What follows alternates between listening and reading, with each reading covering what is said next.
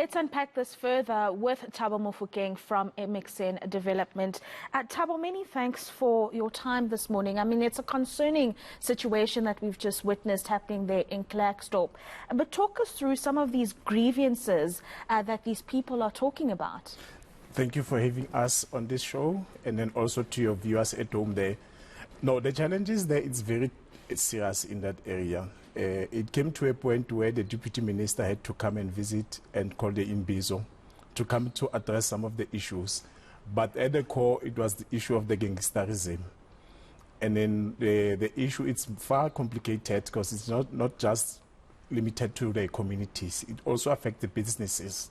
Like ourselves, we are also affected by this because now these guys, the gangsters, they come to our places, they close sites, and then they demand all of things. So it's a serious issue which needs all the community members, and it's not a government issue that can be solved by government. It needs all stakeholders to be present. So hopefully with that imbizo, that the ministerial team, which was sent by the minister, will have resolutions. But what we did as a company also, we tried to engage the gangsters and also give them opportunities, which they, at the core, they say they are lacking opportunities. So we tried by all means to give them the opportunities which they are crying about. And I mean, it's very concerning because in 2019, there was a similar instance in parts of the Eastern Cape and other provinces where companies like yourselves, for example, would even cancel projects completely. And that really compromises the development of communities, doesn't it? No, it does. Because you must remember, construction is a very complicated industry. And also the supply chain itself is very complicated. And if you put elements of gangsterism and crime inside it, it makes it very complicated. We've been through the worst with the pandemic, but with the gangsterism, it made it worse. And our business, it came to a point where even ourselves, we were kidnapped and then took into an area where we had to negotiate contracts. So you negotiate contracts under duress in this type of situation. So it's bad for the business.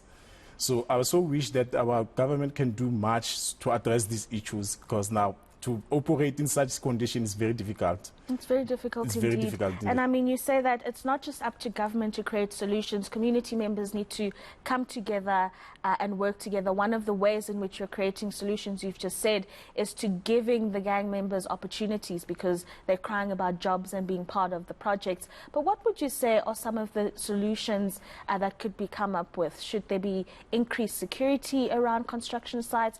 What exactly could be done? Security is one, but it doesn't address the root cause of this. The root cause is like our youth, they lack technical skills, which are much needed for this industry. They lack education, which is needed, and then they resort into crimes and stuff.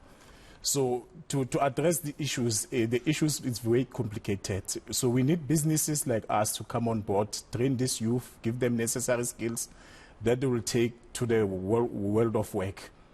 So to address, it's a holistic approach that we need to have. Government, private sector, and the community at large, because it can't be left, like I said, to the government. It's a societal issue that needs to be addressed. And then also I feel for the youth, because now they lost opportunity in terms of the skill. Like you had one of the interviews that they had appointment with their future. So they can't wait.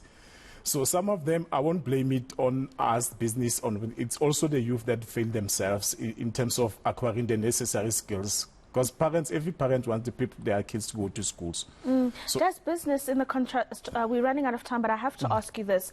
Does business, especially in the construction sector, which has suffered quite a great deal over the last few years, have the resources to upskill youth in these communities? The capital, is it there?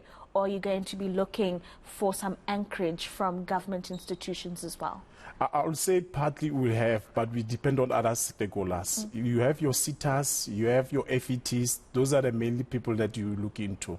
So those are the people that you must bring on board so that we work as a team and entrance. Because the workplace provides much needed skills that will be transferred to the youth. Because the FETs, they'll train people, but the practical part of it, that's where we come in.